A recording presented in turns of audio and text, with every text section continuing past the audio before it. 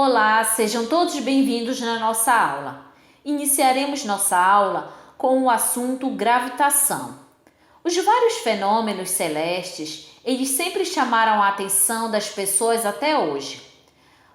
Ao estudarmos sobre a gravitação universal, sabemos que o Sol é a estrela central do nosso sistema planetário, mas nem sempre as pessoas elas pensavam dessa forma.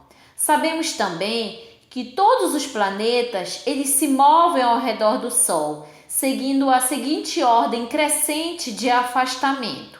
Então nós temos o nosso primeiro planeta, o Mercúrio, em seguida Vênus, Terra, Marte, Júpiter, Saturno, Urano e o Netuno.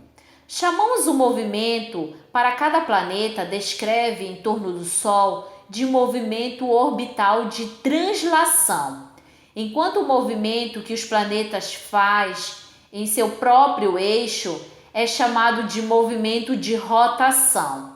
Vejamos agora a nossa próxima imagem. As leis da física que estão por trás dos movimentos dos planetas, eles resultam de milhares de anos de observação no universo. Essas observações eles se iniciam desde a época dos egípcios e outros povos bastante antigos. Essas observações tinham por finalidade tentar entender os movimentos, não somente o movimento dos planetas, mas de todos os corpos no espaço. O interessante a respeito desse movimento sempre estava ligada às atividades humanas, como por exemplo a agricultura e as navegações. As primeiras explicações a respeito dos corpos celestes envolviam intervenções de deuses, ou seja, apresentavam como fundamentos conceitos religiosos e místicos. Historicamente, sabe-se que os primeiros estudos científicos dos astros foram realizados por filósofos gregos. Foram eles que, sem se apoiarem na religião, tentavam explicar o movimento dos planetas, ou melhor, de todo o sistema planetário. Vejamos agora, na nossa próxima imagem, o modelo astrônomo proposto na antiguidade. O modelo astrônomo proposto na antiguidade ficou conhecido como modelo geocêntrico. Esse modelo teve como defensor Cláudio Ptolomeu. Esse modelo considerava a Terra como sendo o centro do universo, ou seja, todos os astros do universo giravam em torno da Terra, inclusive o Sol. Nesse modelo, Ptolomeu dizia que o Sol e a Lua descreviam órbitas circulares em torno da Terra. Já os demais planetas seguiam esse modelo, descreviam cada um uma órbita circular em torno do seu centro, que por sua vez descrevia outra órbita circular em volta da Terra. O modelo sugerido por Ptolomeu, ele foi aceito por muitos anos sem sofrer qualquer contradição. Vejamos agora a nossa próxima imagem.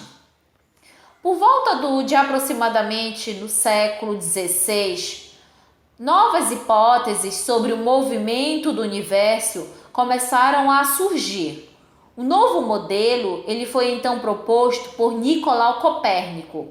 Em seu modelo, Nicolau Copérnico propôs que o Sol era o centro do universo e os demais planetas, até então descobertos, eles giravam em órbitas circulares em torno do Sol. Seu modelo ficou conhecido como modelo heliocêntrico. Outros cientistas que se destacaram, que contribuíram no modelo heliocêntrico, foi Galileu Galilei, Johannes Kepler e Isaac Newton, dentre outros cientistas. Vejamos agora, na nossa próxima imagem, um pouquinho de cada um deles. Galileu Galilei através da utilização de instrumentos ópticos nas observações astronômicas, Galileu conseguiu fortes evidências que provavam ser corretas o modelo Copérnico. Uma das provas mais aceitas na época foi a descoberta da Lua de Júpiter. Se havia corpos que giravam em torno de um planeta, a Terra não poderia ser o centro do universo. Mas coube ao jovem astrônomo John Kepler determinar de forma definitiva como os planetas se movem ao torno do Sol. Kepler foi discípulo e assistente do astrônomo Tycho Brahe, o qual possuía as observações astronômicas mais precisas do mundo, desenvolvidas de um trabalho de mais de 35 anos, que observava o céu antes da invenção do telescópio. Entre seus estudos, encontra-se a análise do movimento da órbita de Marte.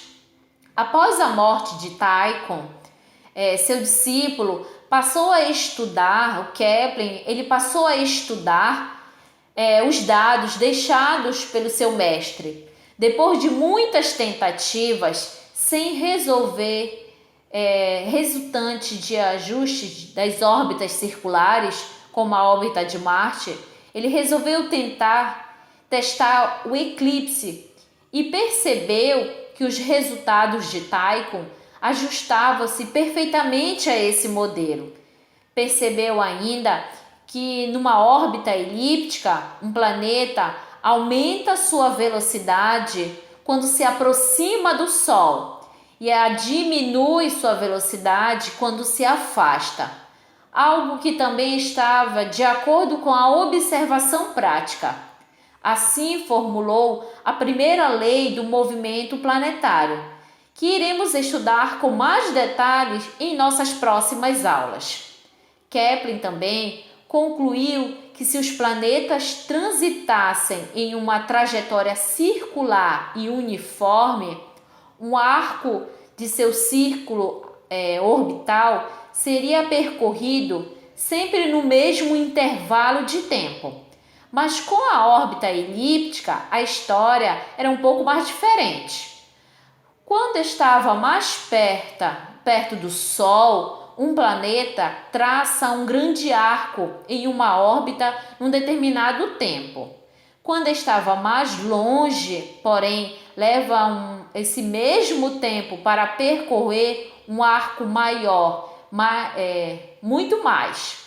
Kepler descobriu que para o mesmo intervalo de tempo, as áreas desse arco eles são idênticas. Não importa a excentricidade da órbita.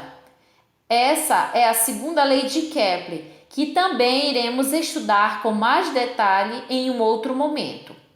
Outro cientista que se destacou no modelo heliocêntrico foi o Isaac Newton. A maior contribuição do Isaac Newton está em seu trabalho da física e da mecânica celeste, especialmente na sua teoria da gravitação universal. Através de sua descoberta da aceleração centrífuga uniforme, conhecida como a aceleração centrípeta, Newton concluiu que a gravitação terrestre segue o mesmo princípio da força centrífuga.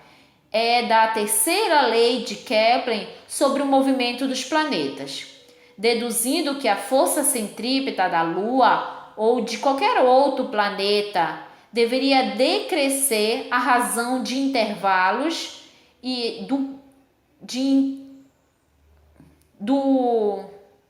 inverso, a razão do inverso do quadrado de suas distâncias até o centro do movimento, ou seja, se essa distância fosse dobrada, a força ela passaria a ser equivalente a do máximo 1/4 e força original, tá? Nos nossos próximos vídeos trataremos especificamente das leis de Kepler, que descreve como os planetas se movimentam ao redor do Sol e algumas características importantes que estão relacionadas com esse movimento.